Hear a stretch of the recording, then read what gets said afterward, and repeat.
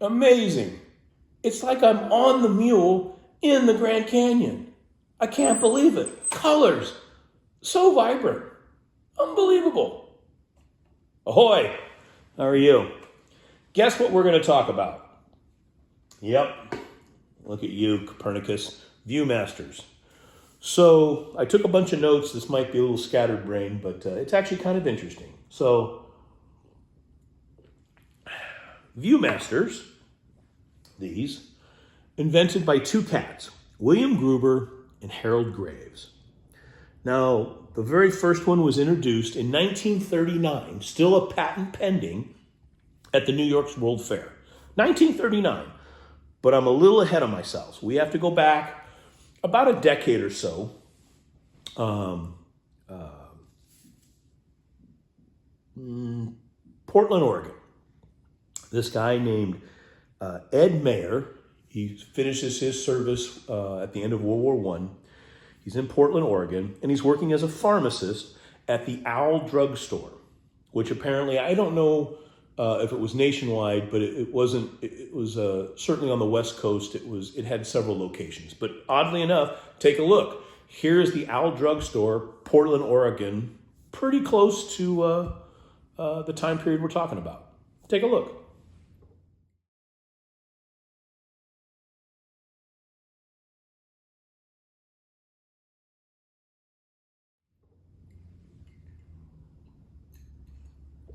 Right? Anyway, so Mayer is working as a pharmacist, but I think he's has the hobby of photo finishing. I think he's very interested in photography, and he actually starts moonlighting as a photo finisher at the back of the drugstore. Now, time passes, and he eventually buys into what's called the Sawyer's Photo Finishing Service. Again, this is the early 20s. 1920s. And I think Sawyer's photo finishing service is essentially the chemicals and stuff, you used to put film in to develop them, create the negatives and then turn them into photos, which is what, well, some of the younger viewers wouldn't understand, but most of you know what I'm talking about. Anyway, so he's moonlighting as this, and I think this time frame after the war, everybody gets interested in this. We're capturing images. It's affordable. It isn't just something for the rich. Everyone's doing it. Well, his side hustle continued to grow, and eventually he takes on some partners, 4 or 5, but for purposes of this story, one person in particular, one of the 3 or 4 partners he takes on is Harold Graves, the very cat, or one of the very cats that ultimately invented the Viewmaster. Now, so Mr. Mayer and his partners, they get together, pool their money, and they name their company Sawyer Service Incorporated. They move out of the Owl Drug Store and they buy a 2-story building, I don't know, somewhere in Portland, Oregon, around 1926 or so. Time passes, business moves along. Now, at some point in around 1938, Harold Graves meets William Gruber, who is an avid photograph enthusiast, the world of photography, he's really, really interested in. Now, keep in mind, I just said 1938, but about 4 years earlier, in 1935, or 3 years, Kodachrome film, color film was invented. 1935, now we're able to take our first color images. Well, Gruber and Graves, they meet at some national park in Oregon, and Gruber has been working with this colored film, kind of creating negatives, because you have to keep in mind, the idea behind this stuff is new and revolutionary. Anyway, they start experimenting with a way for people to be able to view this new type of photography that Gruber and Graves are sort of coming up with. And keep in mind, I think the genesis of the Viewmaster itself is, of course, the old stereoscopes from the late 1800s. And you know what these are. These are you put the picture card in. You know what? Here, take a look. Here's a picture of a couple from the late 1800s.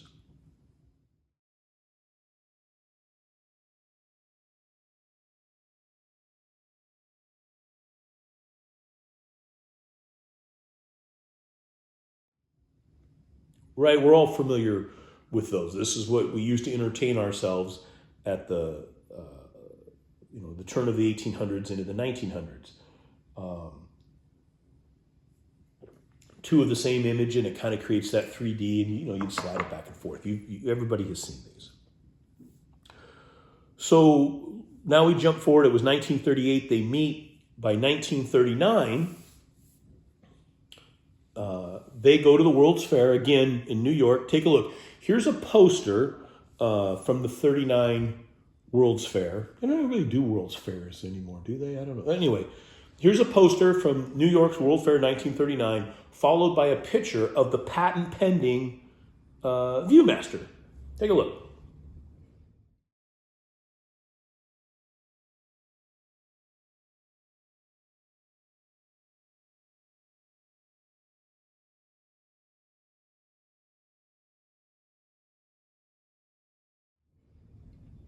Right? So their patent is granted in 1940.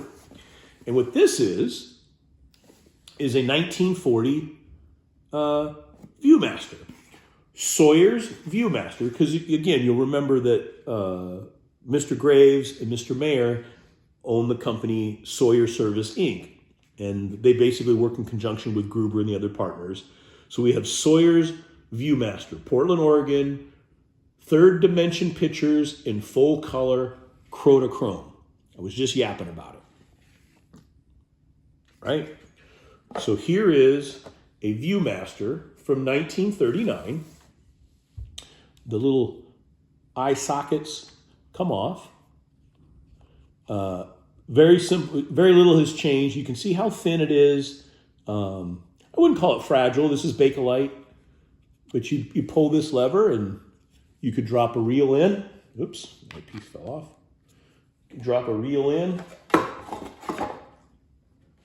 like so, right? And you go to town.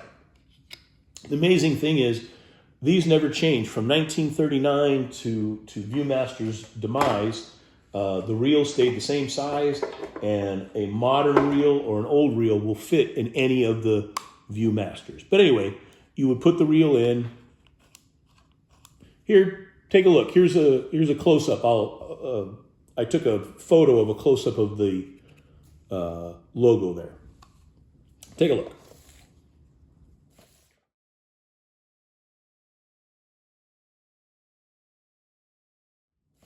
Right? Okay, so now we move forward. That's 1940. Here's probably 1945. I'm not exactly sure, but take a look at the differences here. Gotten larger. The eye ports don't come off anymore. Oops, I had it upside down. Here we go. Larger, but essentially still the same. So this is the mid 40s, but still the same basic concept. We've got some improvements, a little beefier, meant to last longer. And we're heading into World War II. Now, understand, Sawyer's Viewmaster, the military had actually taken an interest in these early on. And it was originally intended, this was all originally intended for, oh, here's kind of cool. Look at this. Here's, it's kind of falling apart, but here's little bits and pieces. Here's the original. You can see that cat looking through the operating instructions. No date on it. I looked. Like I said, I'm putting this 1945 or so. Anyway, and it was originally, Graves and Gruber originally thought these would be tools for educational purposes. It really didn't work out. It became a toy for children, as we all know. But during the World War II time period, they were used as education. The military was interested in it, et cetera, et cetera. So, again, this is mid-40s or so. Now, as we move along, hang on, I gotta look at my notes. In 1951, Viewmaster acquired their competition, a company called True View. And they were a film sort of strip company, and I'll show you something in a second. Again, 1951, what was most important for them, beyond just, I suppose, absorbing their competition, TrueView was working with Walt Disney Productions and doing a lot of their things that they would send to kids. So now they've got the Disney contract. And well, 1951, in 4 short years, Disneyland would exist. And we'll get to that in just a second. 1951, they acquired TrueView. Now, 1952, Viewmaster tries to do or starts a personal line of these reels. Of course, I just leave one out. So instead of this being a reel of the Grand Canyon or the reel of Niagara Falls or I don't know, the Alamo, you could take your photos, send them to Viewmaster, and they would put them on these reels. And now you could watch your own personal life, I suppose, unfold. Though it would be rather boring looking on a Viewmaster. So one of the things they did is they started to come out with Viewmaster projectors. Take a look. Here's you know what a projector is, but here, give you an idea what one looks like. Go ahead.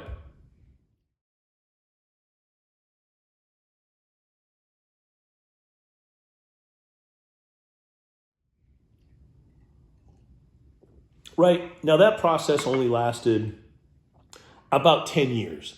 I think, I don't know, it was probably just a little crazy. It wasn't as popular as everybody thought. Now this particular one, this is from 1947, and this one is brand new. You can see right here, remove before using. And again, you can sort of see, here's, we'll call it, in 10 years, we've gone from round to square. Still Sawyer's Viewmaster. I don't know if you'll be able to see it, but at the bottom there. And I know this is from 1947 because here is the original sort of reel list. And if you can see here at the very bottom, right here, it says October 1947. And right here is the reel list. So these are all the adventures that you could purchase and look through. And keep in mind, not everybody could travel the world. So we've got the Dominion of Canada, just calling it that is interesting to me. England, South America, wildflower reels, fairy tales, Little Red Riding Hood, Hansel and Gretel. And as I said, this is 47, so this is pre them acquiring Disney. Later versions of this would have Bambi, Snow White, ultimately Disneyland, reels that you could purchase. Colorado, Arizona, national parks. So these were very popular because if you couldn't go to the Alamo, you could buy a reel. What makes this even a little bit more fun for me is this particular Viewmaster. Here's the back page. This was purchased at Nobby G something, but it was in Riverside, California. 1947, Sawyer's Inc. So this was purchased in the city of Riverside, 1947. Long time ago. Anyway, brand new, or apparently brand new. I guess I don't 100% know. But anyway, 47, we said 51, 52, they were doing the personal. Again, 55, Disneyland opens. I did a video on this a long time ago, but as you can see here, here's Sawyer's TrueView. They were still transitioning out. It took several years. I'm sure that was some legal thing, but this is basically a Viewmaster. If you've seen this video, it's a TrueView Sawyer's. You would look through this, squeeze the trigger, and it shows you is shooting animals. By today's standards, this is probably offensive to a lot of people, but I think it's super cool. Anyway, hang on here. Let's put back in the box. 1955. So in that 1952, when we were talking about the personal reels, they introduced what was called the Model D Viewmaster, which I don't have, but that was considered the highest quality they had ever made. Right right here I have, this is going back 1947, 1950, another similar Viewmaster, but they actually sold these little cases, right, that you can keep your reels in, so on and so forth. I think I actually have right here, you can actually see, there you go, there's the plastic library box, they called it.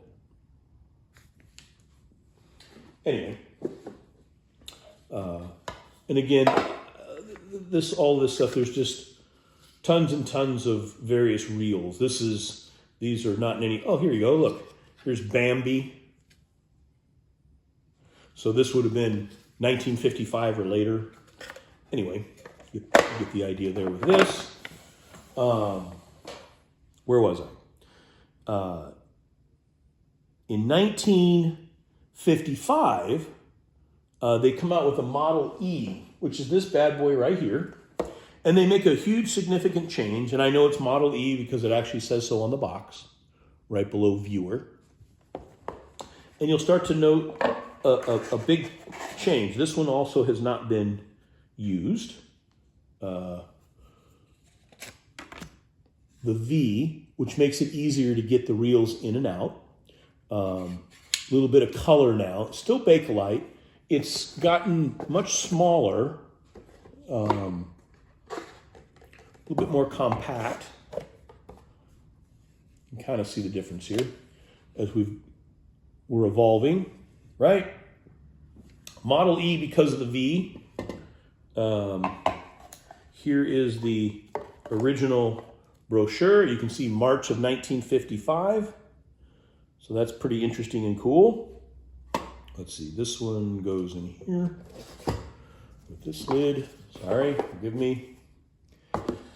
This one goes back into here. Well, let's open this up. So you can kind of see there. Oh, here's another shot. The junior projector, because again, now that Disneyland, they've acquired all that, we're trending towards more things for children.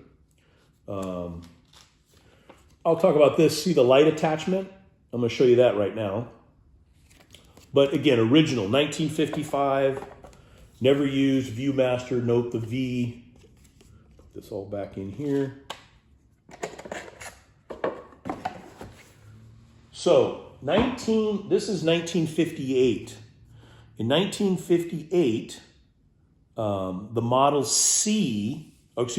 Model F comes out. I don't believe I got this attached to a Model F. Because it doesn't have the V. This is an older one. Again, like I just shown you.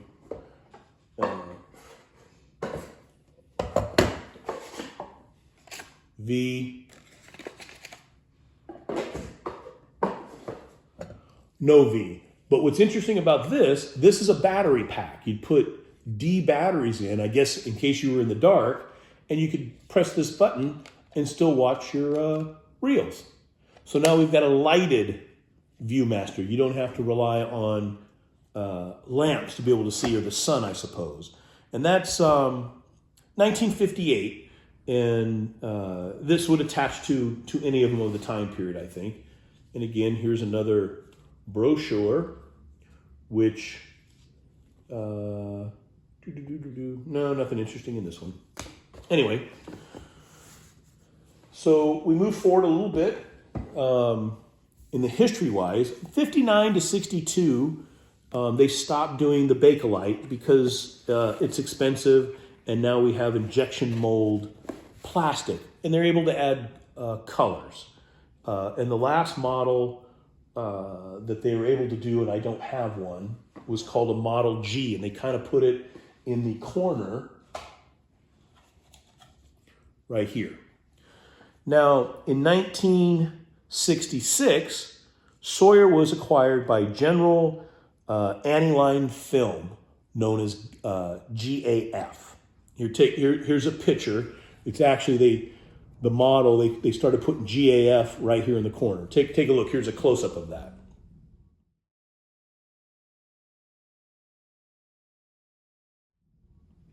So now it's 1966. Sawyer is out of the picture. It's just called Viewmaster, and it says GAF. Sawyer no longer sort of exist. And now it's injection mold plastic, not Bakelite. Again, these are probably the two closest.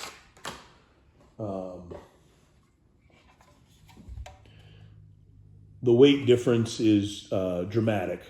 This weighs nothing. This probably weighs 2 pounds just in sheer weight. Anyway, so this goes up. Keep track of all this stuff. So GAF takes over in 1966. They immediately begin to eliminate all the scenic stuff. Now it's a full push towards kid-friendly Sesame Street, that Marineland, Disneyland, etc., etc. So not a lot changes. From 1970 to about 1977, they do the Talking Viewmaster. I'm not really sure what that is, but they have it. And then eventually, about 1985,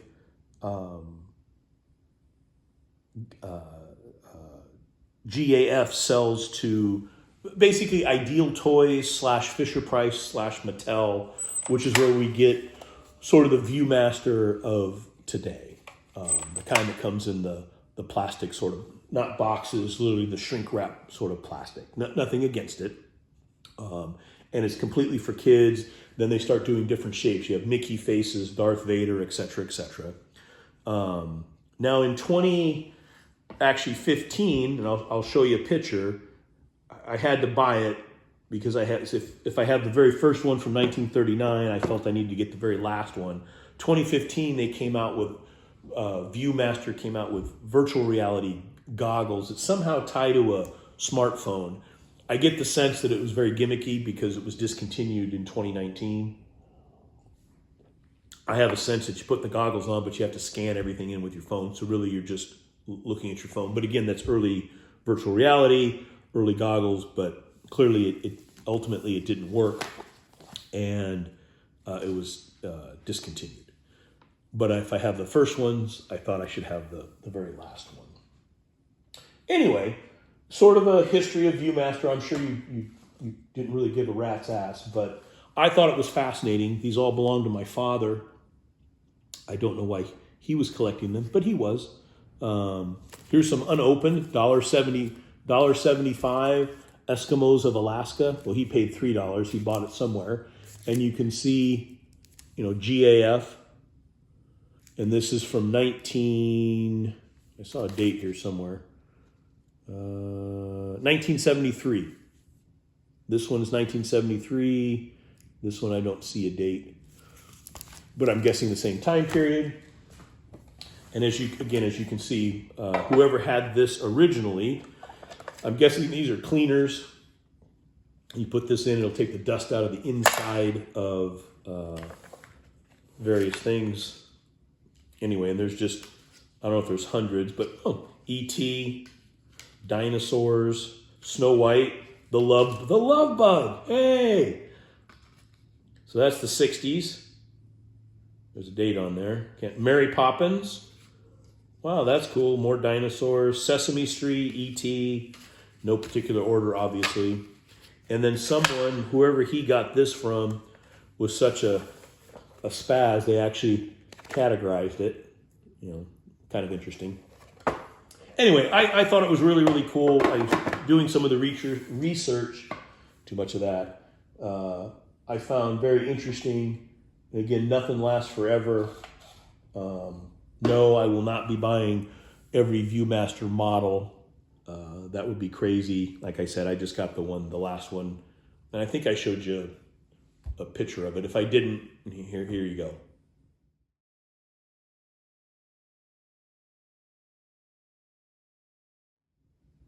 Right.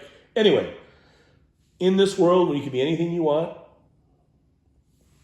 you be kind, you be humble, be forgiving. And I think the interesting thing about Viewmaster, as we're getting close to, another decade, it'll be 100 years, is everybody had one. The world, everybody in the world. I think I read, I didn't write it down, 1.5 or 1.8 billion reels have been produced from 19 39 to, we'll say, the early 2000s. I don't know when they officially stopped producing Viewmasters as we know them. Obviously, the virtual reality thing wasn't a big success. But anyway, have a good night. Thank you for watching. We'll talk to you later. Bye.